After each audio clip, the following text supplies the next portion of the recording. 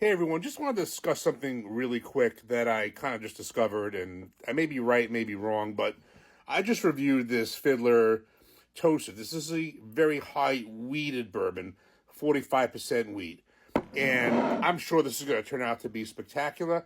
Right now, I'm in the good category because this is the first wheated bourbon I've had that's a toasted wheated bourbon. Every other toasted bourbon I've had has been a rye bourbon, and there's just something different with this. Maybe it's the fact of the lack of the spice that you got the rye bourbon interacting with the toast, but it's just different. So now I'm having a pour right after that of this toasted Peerless, 108 something proof. This is 119, and it's your typical toasted rye bourbon. And I just took a taste of it, and it just tastes more familiar.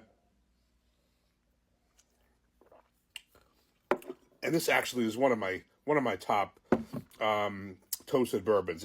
I just think it's Peerless in general. I think is very pricey, and I was just chatting with people in our text group today, and I kind of think it's the bottle itself. I mean, look at this bottle; it's beautiful.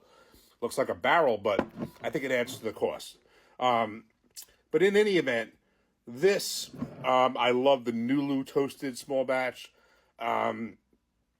I've had I even had the Elijah Craig toasted, which I've gotten to like better, but it's nothing like either one of these. But the point is, I am wondering, and if anybody has any opinions, I'd love to hear it in the comments.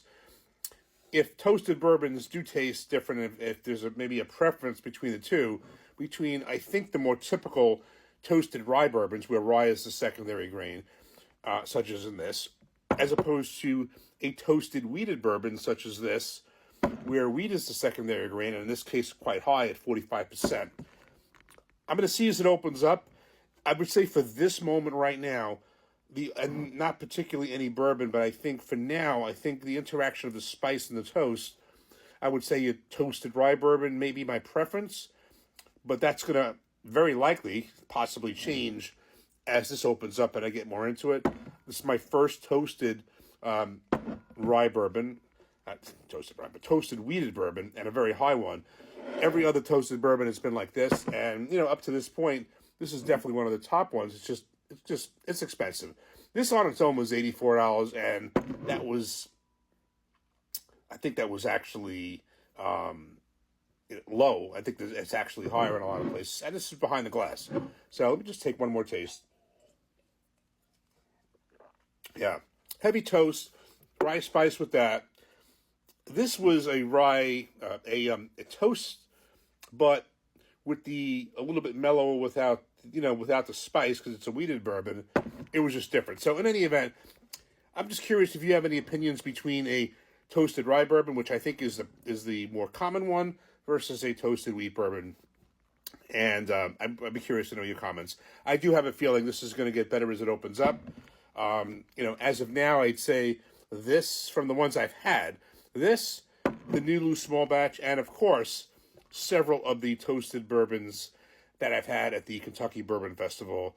I think Buzzard's Roost, Mary Dowling, Wenzel. I think there was a bunch of them that was so good. And that's why I put that in my Secret Santa. Is toasted bourbons or cigar blends would be fine from craft distilleries. But in any event, let me know your comments if you notice any distinctions, you have any preferences, toasted bourbons, rye bourbons versus wheated bourbons. Cheers.